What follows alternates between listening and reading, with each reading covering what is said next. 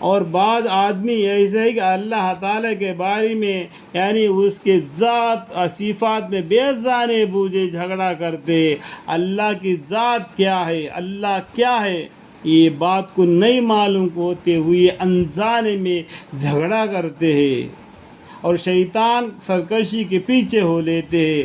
یہ شیطان ہے، یہ تمہارا دشمن ہے، اس سے تمہیں دشمنی رکھو۔ اللہ تعالیٰ نے کیا بولے؟ یہ شیطان ہے، یہ تمہارا دشمن ہے، اس کے ساتھ دشمنی رکھو۔ اس کے ساتھ دوستی رکھنے سے کیا ہو گیا؟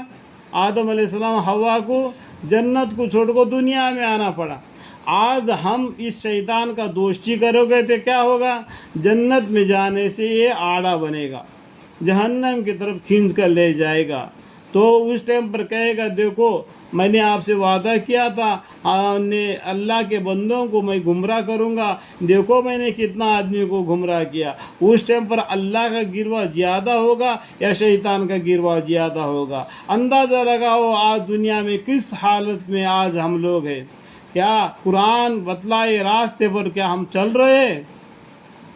ہم کیا بولتا ریتی رواج بولتے ہیں نا، تو ہمارے بزرگوں نے دین اسلام کے بارے میں اس طریقے سے کر کے گئے تھے تو ہم اس طریقے سے کر رہے۔ شادیاں کرنا اور کیا کیا سب کچھ قرآن میں سمجھا دیا، پھر بھی کیا ہم اس طریقے سے چل رہے؟ کیا سمجھو، جس کی نسبت خدا کے یہاں سے یہ بات لکھ جا چکی ہے کہ جو شخص اس کے تعلق رکھے گا، دیکھو اللہ تعالیٰ نے لکھ کے رکھ دیے لوح محفوظ میں بھی اور قرآن میں بھی، یعنی جو شیطان کا تابع ہوگا اس کے ساتھ تعلق رکھے گا، اس کے ساتھ دوستی رکھے گا، یعنی اس کا اتباع کرے گا، تو اس کا کام ہی یہ ہے کہ وہ اس کو رائے حق سے بے راہ کر دے گا۔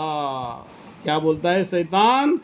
اس کو رائے حق یہدنا الصراط المستقیم سے ہٹا کر بے راہ کر دے گا۔ چاروں راستے ہیں، ایک راستہ ہے کعبہ کو جانے کا، 3 راستے الگ الگ ہوتے ہیں۔ آپ کو سوچ سمجھ کر قدم اٹھانا ہے، کعبے کا راستہ کدھر ہے، قبلے کی راستہ کدھر ہے، یعنی شیطان کے تابع بن کر اندھا بن کے شیطان کے ساتھ وسوسے میں نہیں پڑنا۔ مانگنا ہے تو اللہ سے مانگنا، ہاں ٹھیک ہے، یہ شیطان کے وسواسوں سے پڑھ کر دنیا میں نہیں پھسلنا پیر۔ تو قرآن میں لکھا ہوا ہے، آپ قرآن کو پڑھو گے تبھی تو سمجھ آئے گا نا، شیطانی حرکتوں سے بات آنے کی، ٹھیک ہے، بے راہ کر دے گا اور اس کو عذاب دوزخ کا راستہ دکھلا دے گا۔ کیا بولتے ہیں اللہ تعالیٰ؟ شیطان تم کو عذاب دوزخ کا راستہ دکھلا دے گا، جیسا کہ تمہارا دادا دادی کو جنت سے باہر نکال دیا، کیسا؟ ننگا کر کے، اور تم کو بھی جنت میں جانے سے آڑا بن گیا۔ یہ تمہارا دشمن ہے، اس کے ساتھ تم دشمنی ہی رکھو، اس کو دوست مت بناؤ۔ اس طریقے سے اللہ تعالیٰ قرآن کے ذریعے ہمیں آگاہ کر رہے، بتلا رہے، پھر بھی نہیں مارے گا تو نقصان کس کا ہے؟ خود اندازہ لگاؤ۔ اللہ تعالیٰ ہم کو سمجھنے کی توفیق عطا فرمائے، آمین۔